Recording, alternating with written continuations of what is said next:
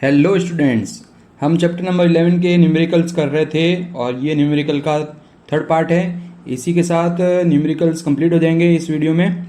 तो चलिए शुरुआत करते हैं क्वेश्चन को देखते हुए। क्वेश्चन कह रहा है कि आपके पास आवर्ती दिया हुआ है, आवर्ती का प्रकाश दिया हुआ है, इसका मतलब आपको आवर्ती दी हुई है।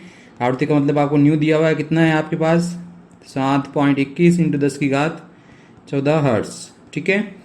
फिर आगे क्वेश्चन बोला है उच्चतम गति से इलेक्ट्रॉन उत्सर्जित हो रहे हैं, यानी आपके पास क्या दे दिया, वेग दे दिया इलेक्ट्रॉन का, कितना है 6 × 10⁵ मीटर पर सेकेंड। आपको पूछा है दहली आवर्ती पूछी है, तो दहली आवर्ती आपको ज्ञात करनी है। तो दहली आवर्ती को हम क्या लिखते हैं, न्यू नॉट। ठीक है, न्यू नॉट, ये आपको ज्ञात करना है। तो हम जानते हैं कि जो काइनेटिक एनर्जी होगी मैक्सिमम, उसका फॉर्मूला क्या क्या होता है। एक तो होता है ½ mv²। ठीक है। दूसरा इसका क्या होगा हमारे पास formula, H nu minus phi naught, H nu minus phi naught. ठीक है। तो हम इसको यूज़ कर लेते हैं और इसको आगे सॉल्व करेंगे। तो ये मैं चीज़ ले रहा हूँ, तो यहाँ पे इसको आगे लिख सकते हैं। चलिए इसी के आगे मैं लिख देता हूँ।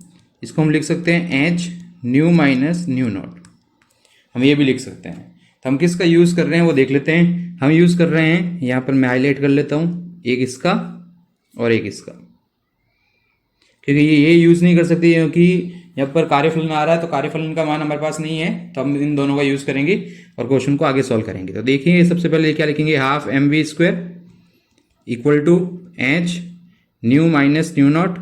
ठीक है। तो अब आगे मैं इसको लिख देता हूँ, nu minus nu nought equal to, यहाँ पे हमारे पास आ गया हाफ, ये हो गया mv² अपॉन ये आ गया आपके पास h। अब इसकी वैल्यू पुट करनी है और इसको सॉल्व करना है, तो चलिए सॉल्व कर लेते हैं। न्यू माइनस न्यू नॉट, ये हाफ ऐसा कैसा पड़ा आपके पास, m की वैल्यू पहले भी हमने कल वाले वीडियो में देखी थी। अगर अभी तक आपने इसके पहले वाले पार्ट्स नहीं देखे हैं तो उनका लिंक डिस्क्रिप्शन बॉक्स में दे दिया गया है, आप वहाँ पर जाकर भी देख सकते हैं। तो m की वैल्यू हमने मास जो होता है वो वैल्यू पुट कर दी। v की वैल्यू हमारे पास क्या है, 6 इंटू, वी की वैल्यू हमारे पास थी 6 इंटू 10⁵ इसका होल स्क्वायर आ गया। एच का मतलब क्या होता है, प्लांक कांस्टेंट 6.63 इंटू 10⁻⁻34, ये हमने मान लिख दिया है। अब इसको सॉल्व करना है, तो इसको सॉल्व करते वक्त हम क्या करते हैं, सबसे पहले पॉइंट हटाते हैं। तो पॉइंट हटाते हैं तो ये हो गया 91, ये हो गया 6 का स्क्वायर 36, ये 10⁻31। ठीक है।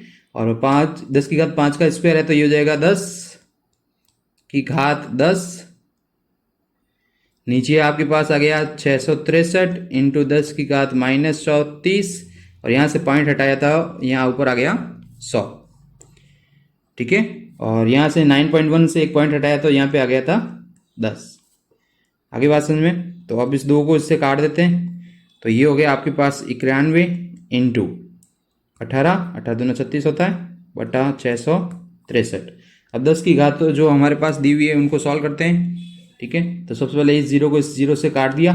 अब आपके पास बचा 10 की घात-31 प्लस का 10, माइनस की घात ऊपर आएगी तो ये हो गया प्लस का 34। ठीक है। और ये एक 10 बचा हुआ यहाँ पर, तो इसकी घात को मैंने लिख दिया 1। और अब इसको सॉल्व करेंगे, 91 इंटू 18 को करेंगे, गुणा करेंगे तो 1638 आएगा, 1638 बटा 663 इंटू 10 की घात कितनी हो गई है 34 और 1 35, और 10 ये हो गया आपके पास 34 1 35 और 10 हो गए 45, और ये हो गए 31, तो ये हो गया आपके पास 14।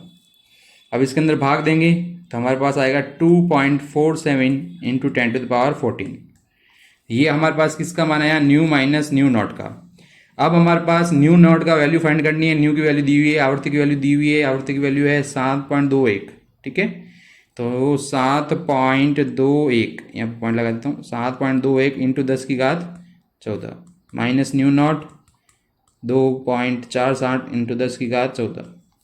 तो ये 7.21 माइनस 2.47, 10 की घात 14 कॉमन आ गया इसमें से, 10 की घात 14 कॉमन ले लिया हमने, न्यू नॉट आ गया, आवर्ती आ गई हमारे पास। तो इसको माइनस करेंगे तो आ जाएगा 4.74 इंटू 10 की घात 14, ये आ गया हमारे पास न्यू नॉट।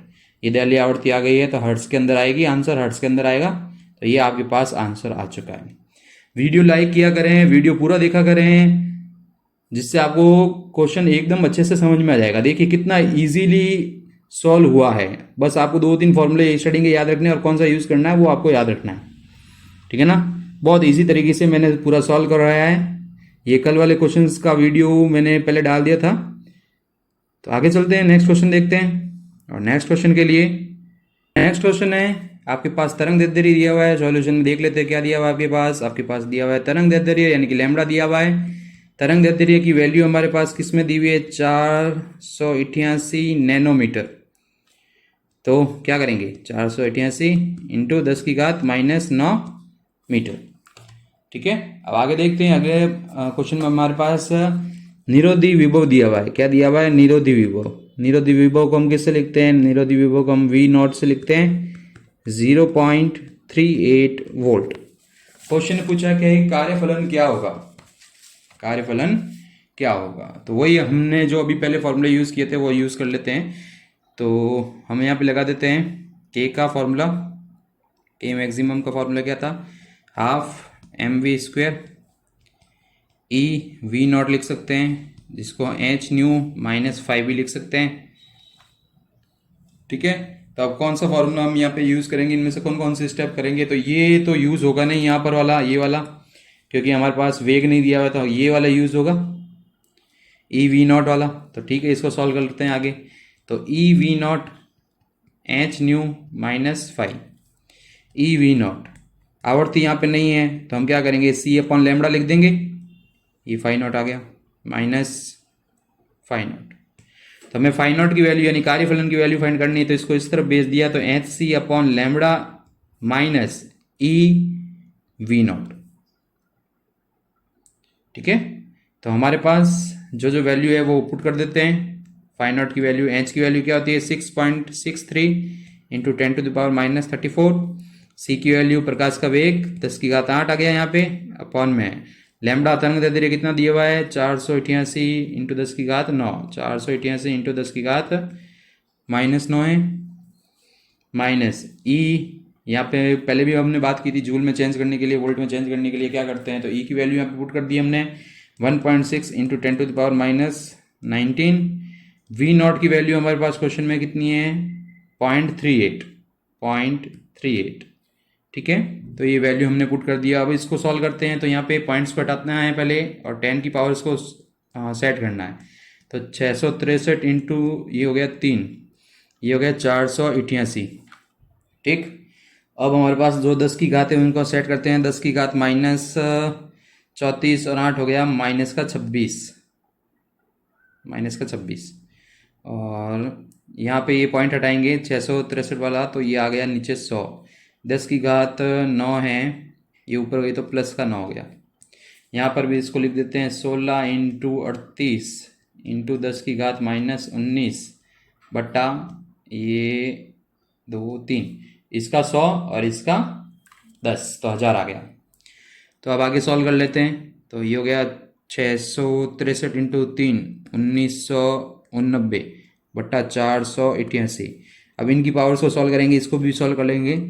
तो ये आपके पास 1 2 ऊपर जाएगा, तो हो गया 28 28 9 19 हो गया। 10 की घात -19, ये 16 इंटू 38 यहाँ पे करेंगे, बट्टा कर देंगे 1000। यहाँ पे भी 10 की घात -19, तो 10 की घात -19 को कॉमन ले लेंगे। तो अब जब इसको भाग देंगे तो हमारे पास आएगा 4.075 माइनस 0.608। 10 की घात -19 को ले लिया 12। तो अब इसको सॉल्व करेंगे, माइनस करेंगे तो 3.467 इंटू 10 की घात -19 ये वोल्ट, सॉरी यहाँ पे वोल्ट नहीं आएगा, ये φ0 की वैल्यू आ गई। ये किसकी वैल्यू आ गई हमारे पास, φ0 की। तो φ0 की वैल्यू आ चुकी है। तो इस प्रकार से आपको क्वेश्चन को सॉल्व करना है, ठीक है। तो इजी तरीके से ये क्वेश्चन सॉल्व हो जाएगा। नेक्स्ट है हमारे पास क्वेश्चन।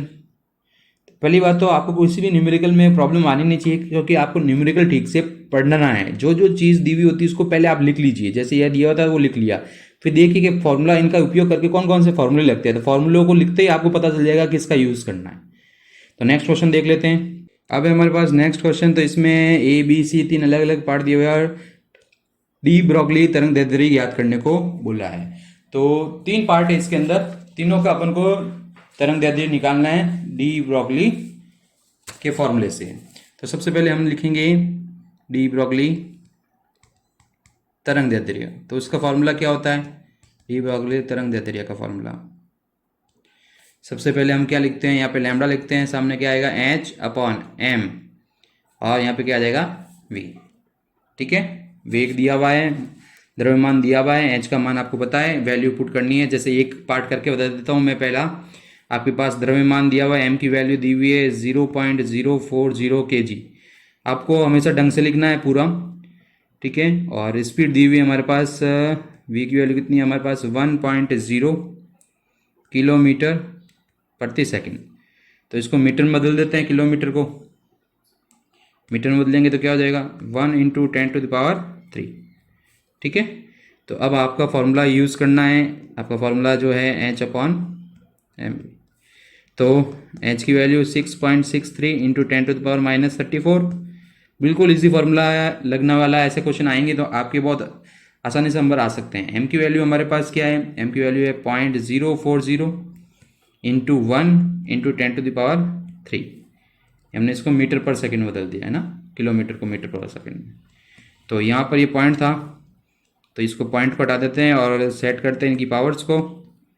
ये हो गया 40, यहाँ पे आ गया 1000, यहाँ पे आ गया 100, ये 10⁻3 ऐसा कैसा।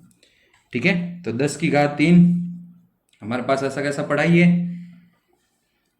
तो इसको आगे सॉल्व करते हैं और चलते हैं।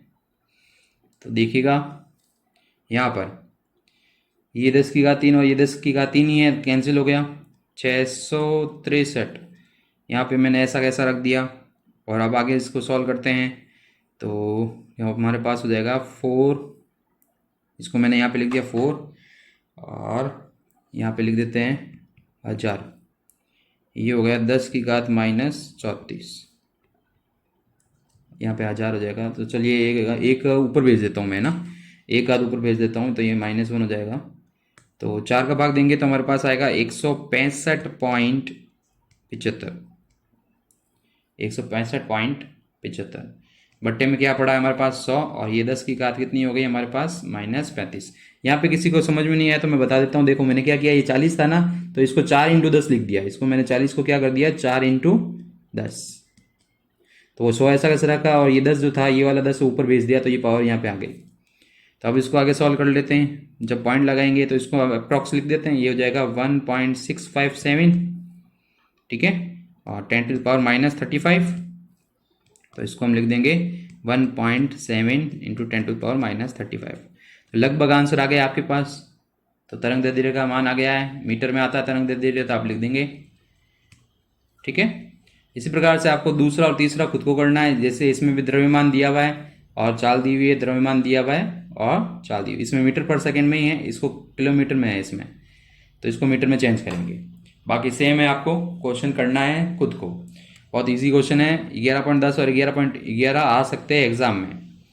तो चलते हैं 11.11 देखते हैं और लास्ट क्वेश्चन होगा न्यूमेरिकल का। ये 11.11 क्या है हमारे पास, देखिएगा विद्युत चुम्बकीय विकिरण का तरंग दैर्ध्य फोटोन के तरंग दैर्ध्य के बराबर होता है, ये हमें सिद्ध करना है। तो सबसे पहले हमारे पास क्या है, फोटोन का ले लेते हैं। फोटोन के लिए तरंग दैर्ध्य लैम्डा ले लेते हैं। तो ये होता है h/p। ये हमने कौन से लिया है, डी ब्रोगली वाला लिया है। ठीक है, इसको मैंने दे दिया समीकरण नंबर 1। अब हम क्या कर रहे हैं, वैद्युत चुम्बकीय वाला ले रहे हैं। तो वैद्युत चुम्बकीय विकिरण का तरंग दैर्ध्य।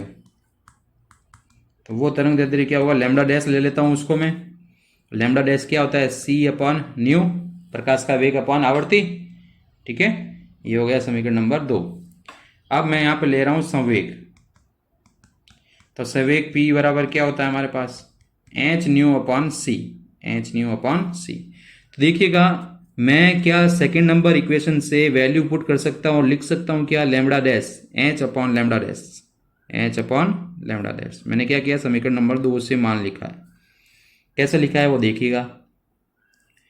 यहाँ पर मेरे पास क्या था, मैं इसको दूसरे कलर से हाईलाइट करता हूँ। ये देखिएगा यहाँ पे, इस चीज़ को देखो, और आप यहाँ देखो सी अपॉन न्यू बराबर लैम्बडा डैश है, तो उल्टा कर दूं मैं तो न्यू अपॉन सी कितना हो जाएगा, 1 अपॉन लैम्बडा डैश हो जाएगा। तो मैंने यही वैल्यू यहाँ पे पुट कर दी है। अब मैं समीकरण नंबर 1 का यूज़ करूँगा, इसको आगे बढ़ा देते हैं पेज को।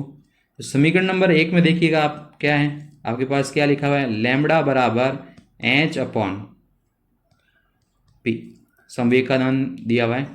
तो यहाँ संवेग का ये जो हमारे पास ये मान आया है, ये हम यूज़ कर लेंगे, इसको दे देते हैं समीकरण नंबर 3। तो यहाँ पर मैं ये वैल्यू पुट करूँगा तो ये आएगा एच अपॉन लैम्बडा डैश, तो एच से एच गया तो सामने क्या आ गया, लैम्बडा बराबर लैम्बडा डैश।